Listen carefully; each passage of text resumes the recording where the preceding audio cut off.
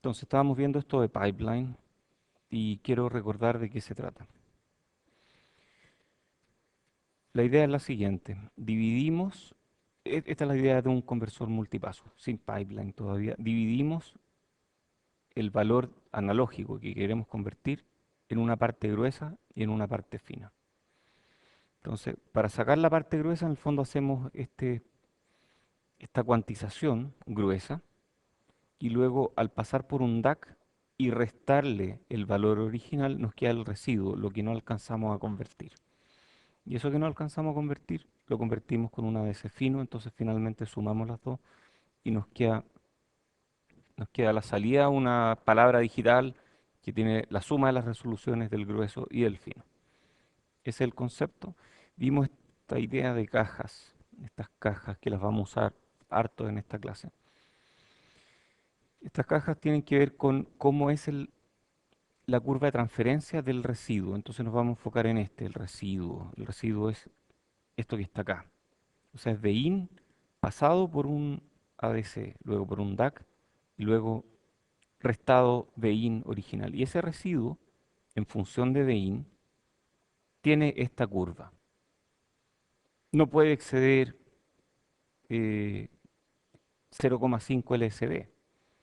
Entonces llega hasta 0,5, después baja otro poco. No puede exceder ese valor porque este cuantizador va cuantizando en LSBs y por lo tanto al restarle ese valor, el error, al final lo que sale aquí, el error en la cuantización, el residuo es como el error en la cuantización, lo que queda finalmente es algo así.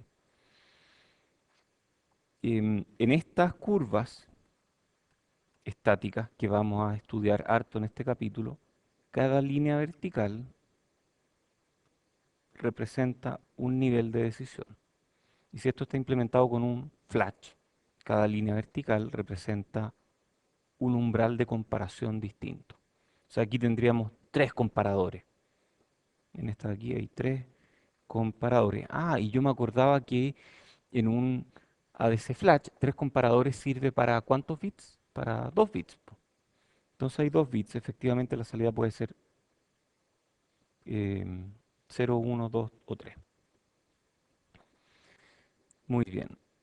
Luego dijimos que íbamos a poner ganancia aquí, justo a la salida del residuo, y eso iba a permitir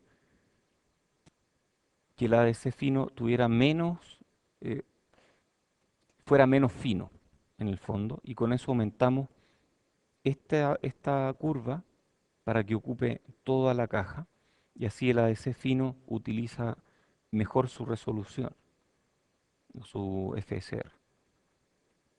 Entonces esa ganancia se la agregamos ahí, y nos queda finalmente este modelo. Este es un modelo de un ADC de pipeline genérico que tiene varias etapas. Y nosotros podemos modelarlo como una etapa seguida de un ADC de backend que puede estar hecho de otras etapas. Y este ADC grueso, generalmente, como dije, es un flash. Y el ADC fino, que está en la última etapa, también es un flash. Entonces, la idea es que llega un dato y lo va convirtiendo a poco. Entonces, a medida que entra la señal, esta es la señal de entrada, yo meto esta señal de entrada y empiezo a procesarla. Entonces pasa por la primera etapa de pipeline, después la segunda, después la tercera, pasa por varias etapas, hasta que finalmente, después de muchas etapas de pipeline y después de un número determinado de relojes que tiene que ver con el número de etapas de pipeline, yo tengo el resultado total a la salida.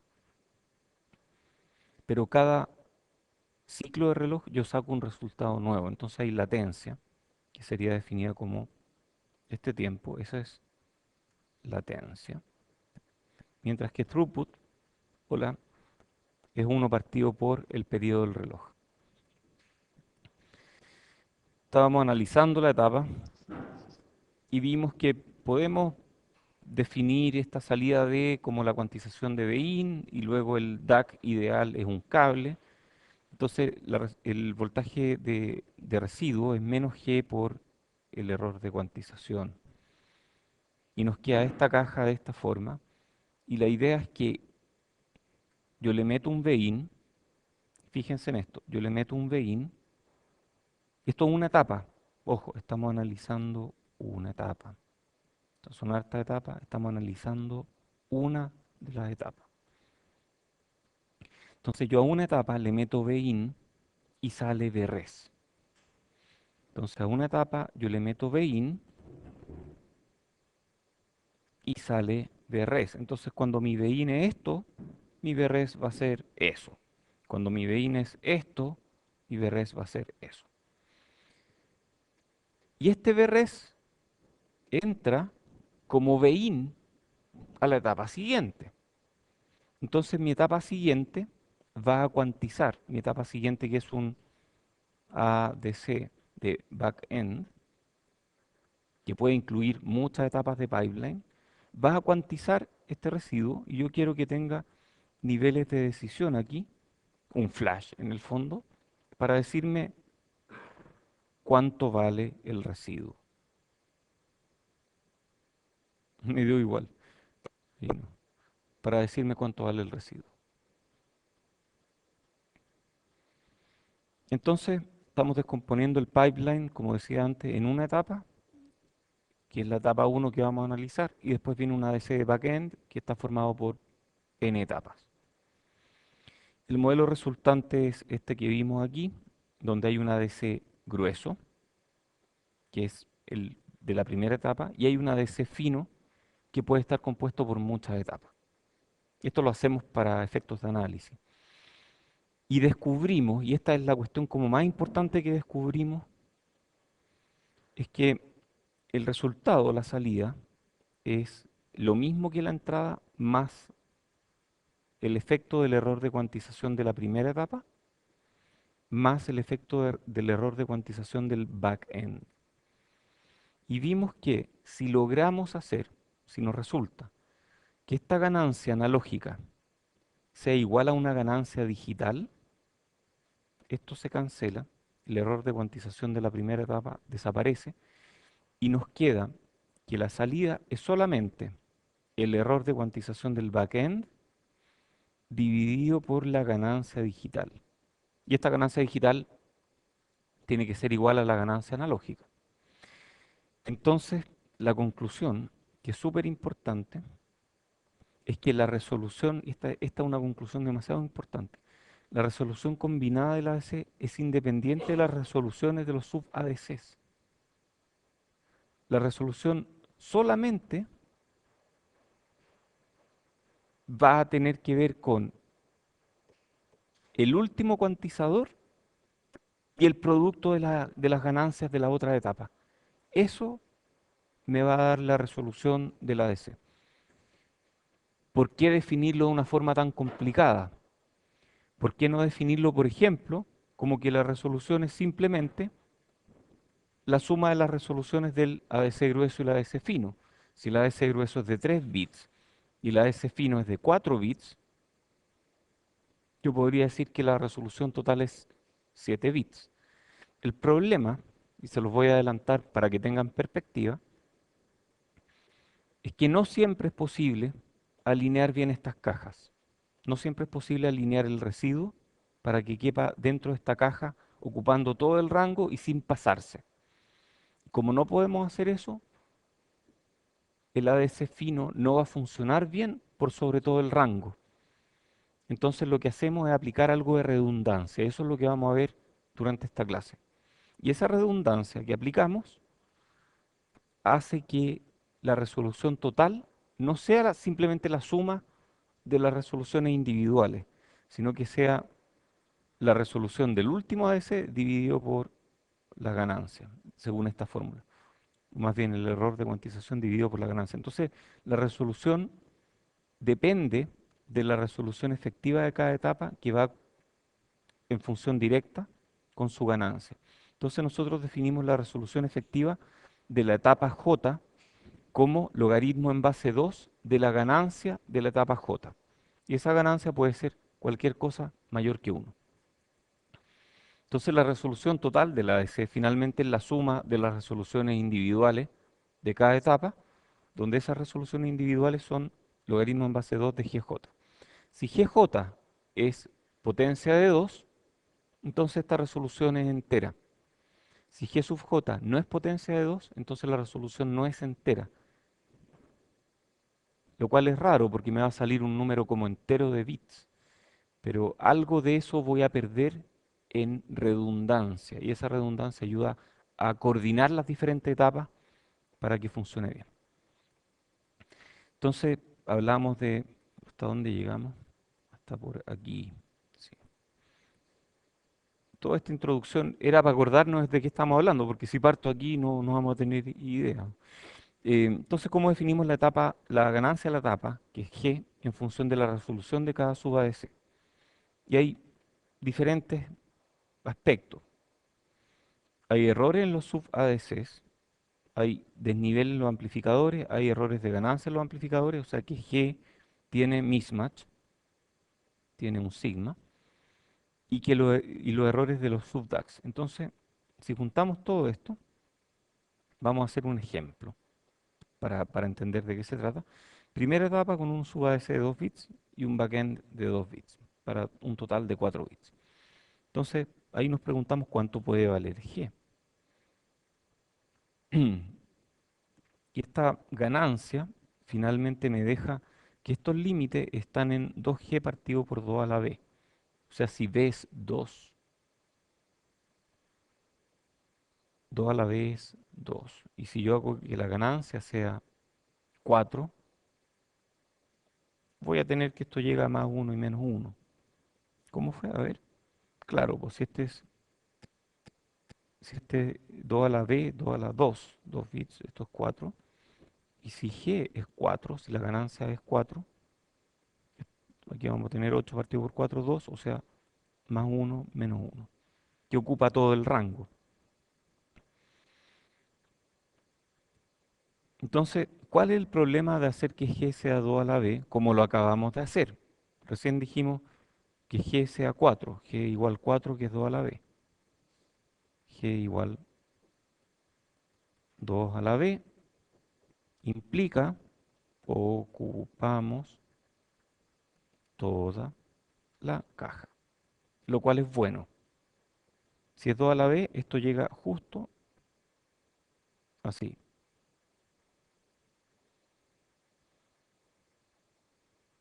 ¿Cuál es el problema? El problema es que si es que llegamos a tener algún error de desnivel en el conversor flash,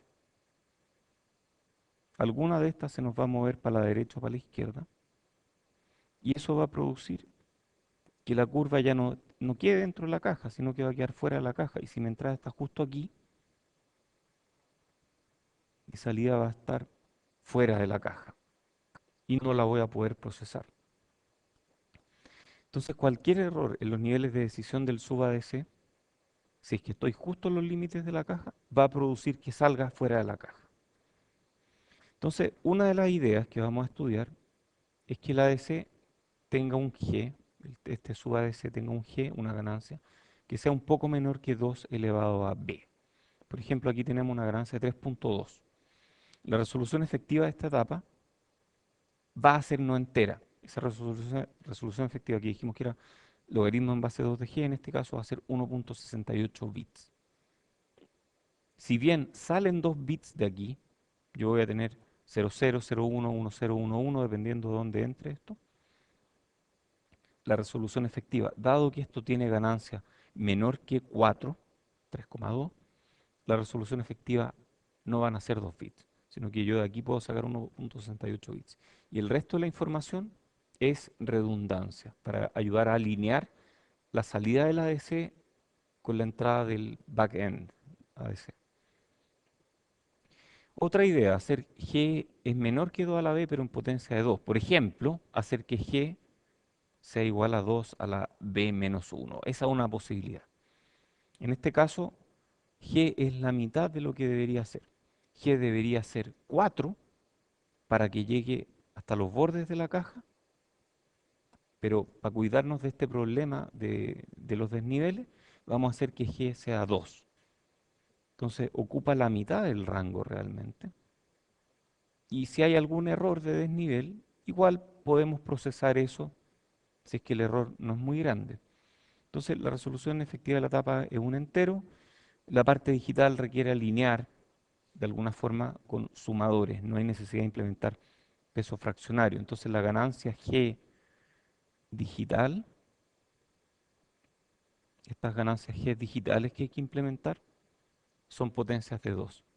Y hacer una ganancia G en potencia de 2 en digital, ¿es fácil o es difícil?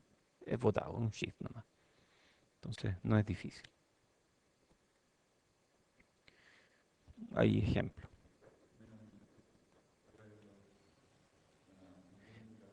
Este, eh, log de log 2 de 4 menos 1, este debería ser de 2, ¿cierto? Sí, este debería ser de 2. Sí, correcto. Décima. Otra idea es hacer G con 2 a la B, pero extender el rango del backend. Que esto es como, es lo mismo que esto en la práctica. Es lo mismo que esto de llegar hasta los bordes, pero hacer que el backend tenga mayor rango. Es la misma cosa. No hay redundancia en etapas que tienen errores y los niveles de decisión extra se logran extendiendo la caja del ADC de backend. Aquí hay un ejemplo de eso. Para mí son formas distintas de implementar, pero no son fundamentalmente algo distinto, son lo mismo, simplemente diferentes implementaciones de lo mismo. Alguien que es bien ingeniero diría, no, no, ¿cómo? Son cosas distintas. Pero yo lo veo más como científicamente y la matemática es la misma, entonces como la misma cosa. Y esta otra idea, que es muy común, por eso le damos un énfasis importante, es una variación de la idea 2. G menor que 2 a la B, pero en potencia de 2.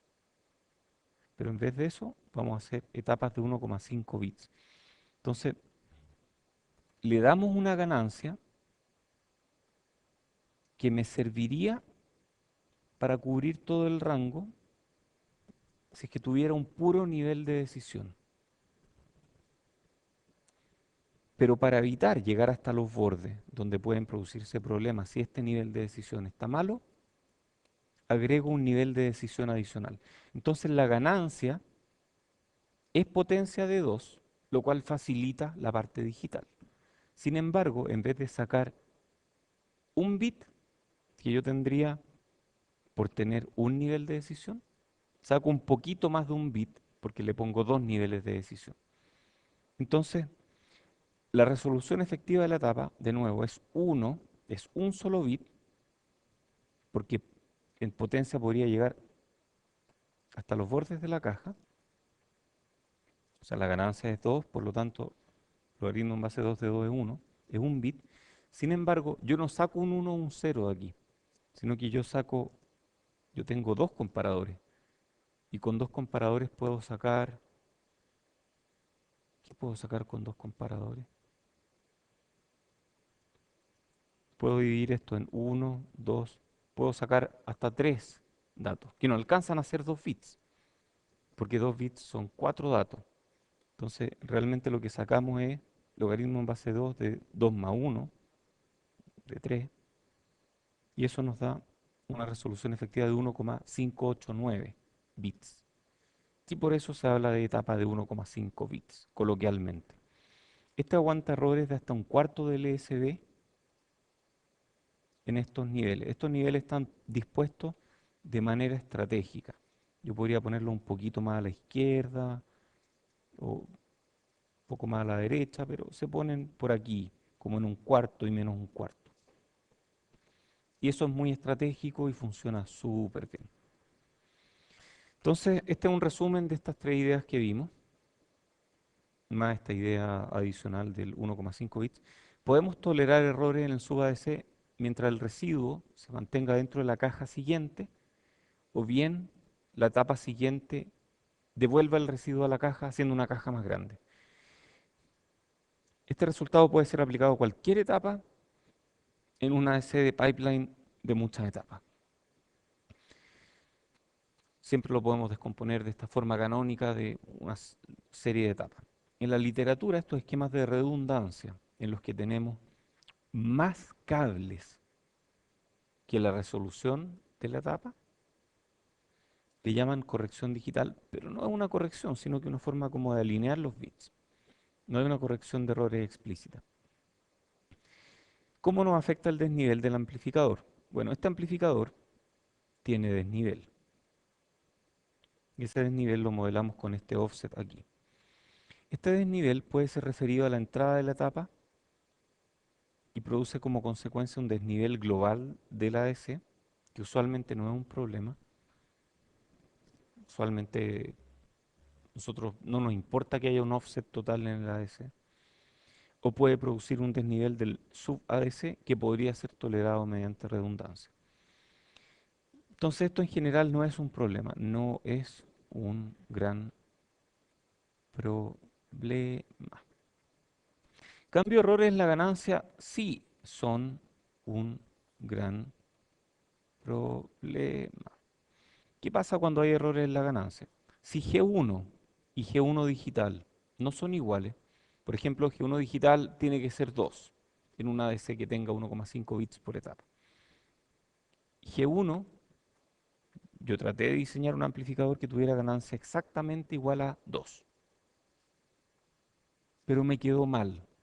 Y me quedó con una ganancia un poquito distinta. Entonces, llega hasta acá, después llega hasta acá y después llega hasta ahí. Una ganancia menor que 2. ¿Qué pasa cuando eso ocurre? Yo hago la ecuación y me doy cuenta de que esta parte de aquí, que debería cancelarse, cuando aparece un delta, no se cancela. Y si no se cancela, entonces nuestra salida no tiene el error de cuantización de la última etapa dividido por el producto de la ganancia, sino que tiene una suma ponderada de errores de cuantización. Y ahí queda la escoba. Entonces lo ideal es poder calibrar esa ganancia digital para que valga lo mismo que la ganancia analógica. El error de la ganancia analógica no es un problema mientras el término de ganancia digital sea ajustado adecuadamente. O sea, yo puedo ajustar este o puedo ajustar este para que los dos sean iguales. ¿Cómo ajustamos la ganancia digital? Bueno, hay que medir la ganancia analógica. Ustedes ya se deben estar imaginando cómo es una implementación de esto. O sea, la ganancia digital va a ser no entera, con un nivel de precisión medio arbitrario. Entonces voy a tener que tener un pequeño microprocesador, una ALU dentro del ADC, que me va a hacer la división por esta ganancia digital no entera. Sí, están en lo cierto, es una lata, pero así funciona. Entonces, ajá, también, también se puede hacer. Pero es mucho más caro en términos de potencia y de área que tu ganancia analógica esté bien definida a que tu ganancia digital esté bien definida. Porque donde antes ponías un capacitor grande, ahora pones un procesador completo que te hace la división y porque las características, los tamaños de los chips digitales, de la parte digital es muy pequeña, entonces te cabe en cualquier parte. Como que esa es la tendencia. Entonces, medimos la ganancia analógica y luego de eso calibramos para que nuestra ganancia digital sea igual a la analógica. Este es un ejemplo, calibración digital de una ADC con primera etapa de un bit con redundancia de un bit. E incluso si todos los GDJ están ajustados a la perfección, los ADC igual tienen DNL y tienen INL, y esto se debe a que las transiciones en el residuo podrían no corresponder a múltiplos enteros del LSB de backend. Y esto puede causar alguna no uniformidad. Entonces son complicados, estas cuestiones son complicadas de analizar. Si esto no es tolerado, no es tolerable, entonces agregamos bits redundantes al backend y luego combinamos los bits y podemos truncar. En el fondo tenemos más información, la procesamos para sacar menos bits, pero que esos bits tengan significado. O podemos, como decía Jorge, calibrar los términos de la ganancia analógica. Eso se hace, no es que sea algo imposible. Se hace, pero es más caro en general. ¿Cómo calibramos la ganancia digital? Bueno, ¿cómo medimos la ganancia analógica al final? Esa es la pregunta. Y la forma de hacerlo es usando el mismo ADC. Entonces, usamos el ADC metiéndole alguna señal de prueba en alguna parte. Por ejemplo, podemos hacer una lógica que fuerce que en el ADC grueso, lo que está saliendo del ADC grueso, le sumamos o le restamos 0,25 en el DAC. Entonces la salida va a estar corrida un poco. Y empezamos a jugar con eso. Y le metemos más y le metemos menos y vemos qué es lo que sale. Entonces, si al meterle más vemos que sale algo y al meterle menos vemos que sale otra cosa, tal vez de ahí podemos estimar con 2 puntos la ganancia. Esa es la idea. Entonces el residuo es G por Bin menos Bdac. Y a este Bdac nosotros le hacemos un offset de más o menos 0,25. Entonces lo hacemos en dos pasos. Primero le restamos 0,25, después le sumamos 0,25. Aquí hay un error, debería haber un más en alguna parte.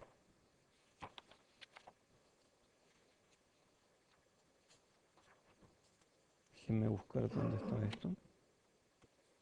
Sí, esta de aquí es menos nomás.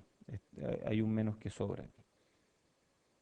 Y cuando hacemos esto y restamos estas dos, el resultado de las palabras digitales es 0,5G más los errores de cuantización de 1 y 2. Y podemos minimizar este impacto para estimar G mediante un promedio, vacilación por ruido térmico. Eso se llama Thermal Noise Jitter. Jitter tiene que ver con lo siguiente. Si yo siempre voy a obtener el mismo resultado, porque no tengo, se ríen por vacilación, que te va a vacilar o algo así, que es un nombre muy raro, no encontré otra palabra mejor. Em, si le vamos a aplicar una entrada y siempre va a darme la misma salida para esa entrada, no voy a poder obtener mucha información. Pero ¿qué pasa si yo sé que la entrada tiene ruido térmico y ese ruido térmico produce pequeñas variaciones? Y esas pequeñas variaciones hacen que la salida no siempre sea igual. Entonces me va a permitir medir más puntos en el fondo. No voy a medir solo 2 puntos de forzarle más 0,25 y menos 0,25, sino que el residuo va a ir cambiando. Porque Bin en el fondo va a ir cambiando. Entonces voy a tener más de 2 puntos y voy a poder calibrar mejor. Puedo calibrar el DAC, ¿cierto? Este DAC que hasta el momento hemos asumido que funciona súper bien, pero los DAC no funcionan tan bien. Entonces la calibración del DAC pasa por el mismo concepto. Yo fuerzo una entrada aquí y luego mido a través de este loop y corrijo. Aquí tengo la ganancia digital, yo mido qué es lo que está saliendo de ese grueso y hago en el fondo un loop como de control que me permite ir calibrando este DAC. Para eso hay que guardar los coeficientes de cada transición en una LUT. ¿Qué es una LUT? Lookup Table. Es una tabla. Entonces, para calibrar, se puede hacer calibración recursiva de las etapas. Por ejemplo, que partimos calibrando estas de aquí, estas tienen el menor, la menor especificación de precisión, estas de aquí, porque ya hay mucha ganancia detrás. Entonces, las que tienen que ser más precisas son las primeras etapas. Las últimas da lo mismo. Entonces, de las últimas me olvido, no las calibro. Y calibro esta, y cuando he calibrado esta, calibro la siguiente, y las voy calibrando en esa dirección. El algoritmo usado comúnmente es sacar el ADC del resto del circuito. Entonces, para eso puedo tener dos ADC en el circuito, uno que mantengo calibrando y otro que mantengo usando. Cuando quiero calibrar el otro, los intercambio. Se pueden hacer ese tipo de cosas. Mido la etapa menos significativa y voy calibrando hacia la más significativa. Este es un ejemplo de un circuito de calibración. Y tenemos una ADC de 14 bits, sumador, memoria. Entonces esta memoria guarda los datos. Aquí tenemos nuestra ALU y este sumador le suma la diferencia para cancelar el error. Entonces la salida de 14 bits lleva sin error. Y necesitamos una máquina de estado para la calibración que haga la lógica de control aquí, que haga esta ALU y además permita hacer este promediado de 2048 muestras, etcétera. Y tiene otra parte digital que permite que esto parta, se calibre y siga andando. Hay ¿Ah? En el chip, sí. A ver, cuando uno hace estas cuestiones, no sé, es impresionante, van dentro del chip. Uno, cuando hace estas cuestiones, bueno, ustedes, varios de ustedes ya han implementado un MIPS dentro de un chip. No lo han fabricado, pero han hecho un MIPS en un FPGA. Muchas de estas cuestiones uno las hace con toda la parte analógica y prueba la parte digital en un FPGA, porque es programable. En cambio, el microcontrolador, a menos que le ponga memoria externa, podría no ser programable. Y si me equivoco en la implementación, hay problemas. Em, Hay otros esquemas de calibración que se llaman en primer plano, calibrar el ADC comenzando por la primera etapa y después conectar la etapa en un lazo circular, esa es otra idea. Y hay calibración en segundo plano, que uno lo hace cuando los parámetros van cambiando en el tiempo, cuando hay drift. Entonces, cuando hay parámetros que van cambiando en el tiempo, yo tengo que hacer una calibración en segundo plano. Mientras uso la ADC, voy calibrando al mismo tiempo que voy usando la ADC. En cambio, esta en primer plano, yo tengo que sacar el ADC y calibrar y luego volver a ponerlo. ¿Sí?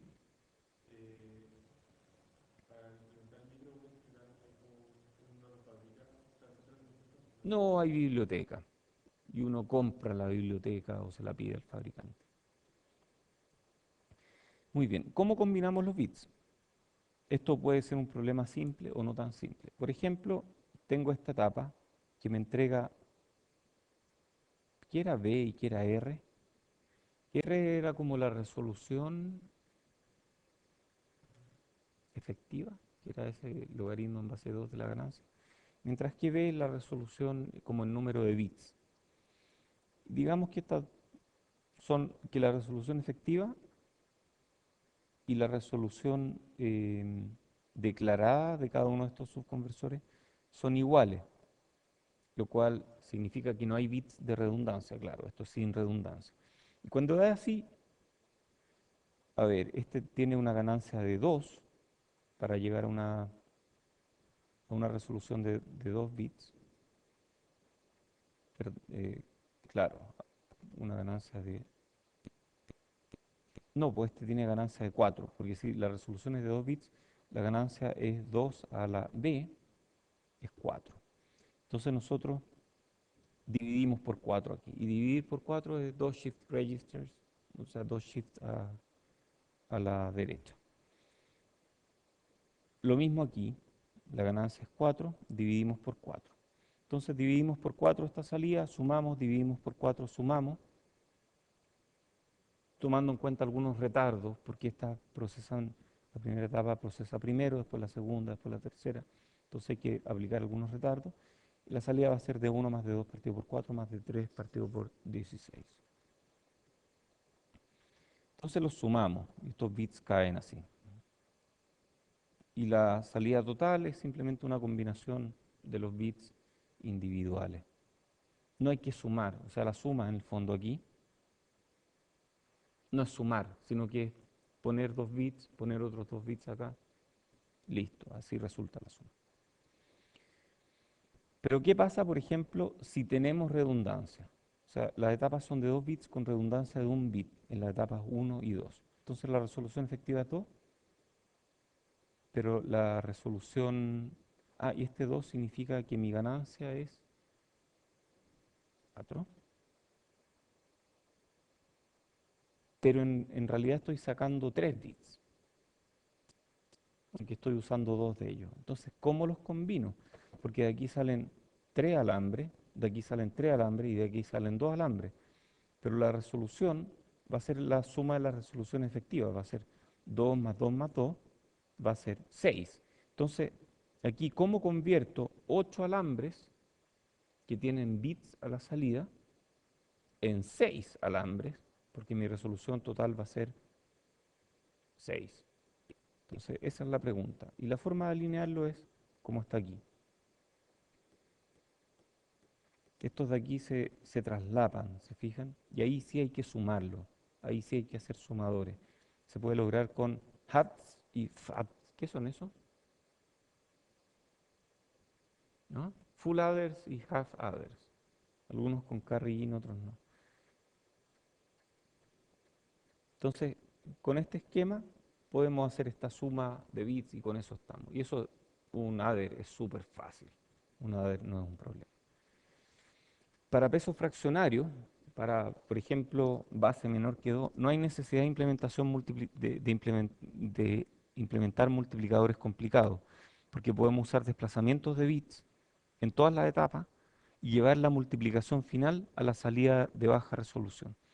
Por ejemplo, un multiplicador de 1 por 10 bits requiere un único sumador, y este es un ejemplo. Entonces hay formas ingeniosas de hacerla, ¿cierto? O sea, si tenemos este ejemplo aquí, podemos mover, podemos poner un amplificador aquí, otro aquí, todos estos son digitales, por supuesto, y podemos descartar este si hacemos la suma total eh,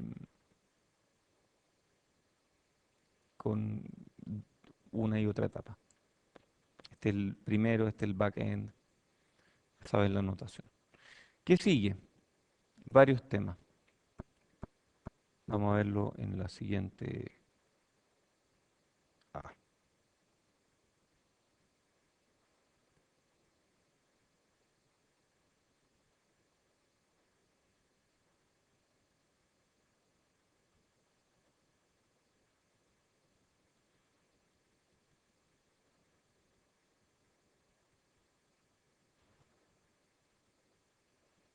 ya está. Entonces, ¿qué sigue? ¿Cómo implementamos en CMOS? ¿Cómo escalamos la etapa? ¿Cómo hacemos un MDAC? MDAC, vamos a ver lo que es. Y algunas variantes. Entonces, esta es la etapa típica. Una DC flash seguido de este bloque. Y este bloque, que tiene un DAC, tiene un sumador analógico y tiene una ganancia analógica, todas esas cosas se pueden implementar muy eficientemente en un solo bloque. O sea, no es necesario hacer un DAC, un sumador separado y una ganancia separada. Todo eso junto se puede implementar fácilmente.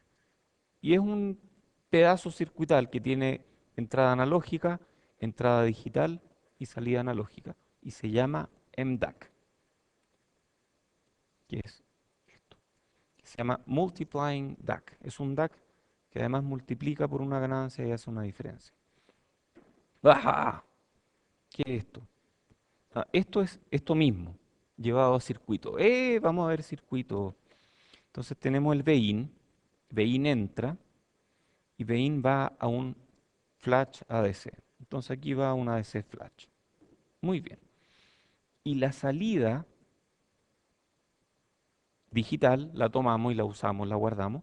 Y además la metemos a un DAC y la salida del DAC se la restamos a BIN y lo multiplicamos por una ganancia. Entonces la salida del flash la usamos en alguna parte y además la metemos a un DAC. Y ese DAC se resta, entonces esto es como el restador. Este es el DAC y este sería el restador. ¿Cómo es el restador aquí? ¿Y cómo este DAC? A ver, estamos pensando en una implementación probablemente diferencial, donde aquí estamos mostrando una parte nomás. Entonces hay una referencia P y de referencia M. Por ejemplo, esta podría ser 5 y esta podría ser 0. Entonces, cuando conectamos este switch a 5 o a 0, vamos a tener un distinto peso aquí en este punto.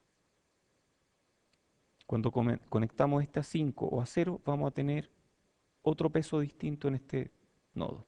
Entonces, ¿qué pasa si en Fi1 le metemos nuestra entrada y en Fi2 desconectamos y le cambiamos la entrada sumándole o restándole el valor del DAC? Hacemos exactamente eso. Entonces, el C sub S que normalmente teníamos en nuestros amplificadores de capacitores conmutados, lo dividimos en varios C sub S en paralelo. A todos le metemos la misma entrada, pero en el DAC le metemos a todos un valor distinto. Ah, ¿y para qué era este Phi1E? Bottom plate sampling, ¿se acuerdan? Entonces este se abre primero, luego abro estos, y ahí ya tengo mi entrada guardada aquí. Y este punto va a estar a 0 volts. Luego abro aquí, aplico Phi2, le aplico la entrada, y al aplicar la entrada aquí, este voltaje va a cambiar porque se va a acumular una carga debido al DAC, y esa carga va a sumarse a la entrada o restarse, dependiendo del signo de esto, y va a aparecer a la salida. Y la salida lleva un CF, entonces hay una ganancia que tiene que ver con CS partido por CF. Entonces la ganancia total la podemos implementar como CS partido por CF y al mismo tiempo implementar un DAC. Este circuito es súper ingenioso y esa es la forma de hacerlo.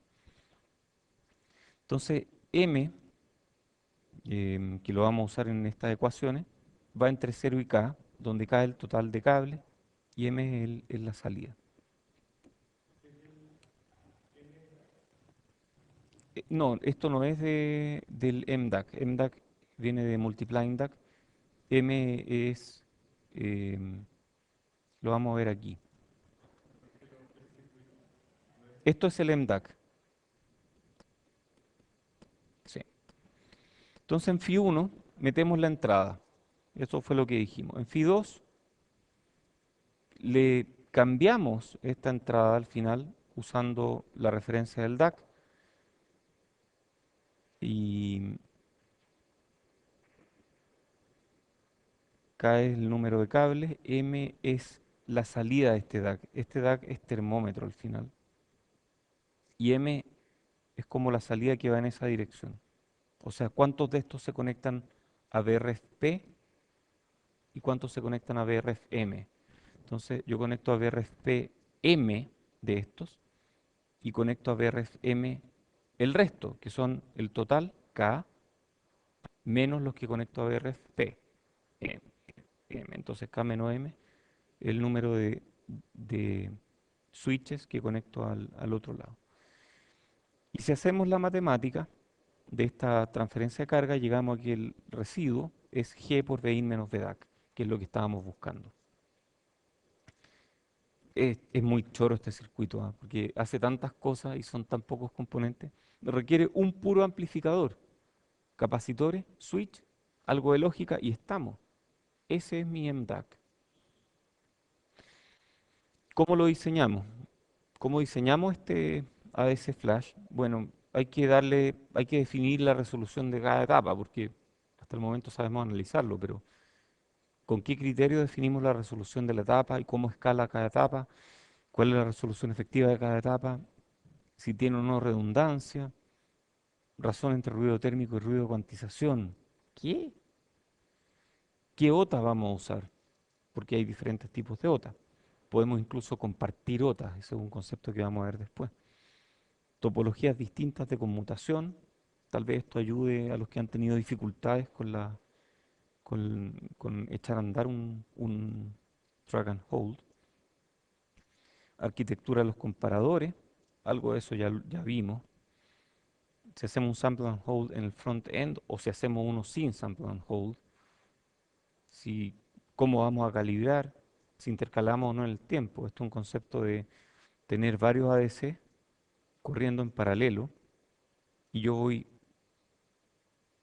dando mi entrada a diferentes ADC y luego la salida la voy combinando. Entonces puedo ir, en este caso, 4 veces más rápido de lo que podría ir si tuviera un puro ADC. Porque antes de que este termine de procesar, paso al siguiente, paso al siguiente, paso al siguiente y voy sacando la salida mucho más rápidamente. Eso se llama time interleaving. Y los ADC más rápidos funcionan así. Tienen varios ADC más lentos y hacen time interleaving. Tecnología y opciones de tecnología, etcétera. Hay un problema de diseño súper complicado. Esto lo vamos a dejar para la siguiente clase, que va a ser como en 2 semanas más. Por mientras les voy a dejar tareas, les voy a dejar proyectos.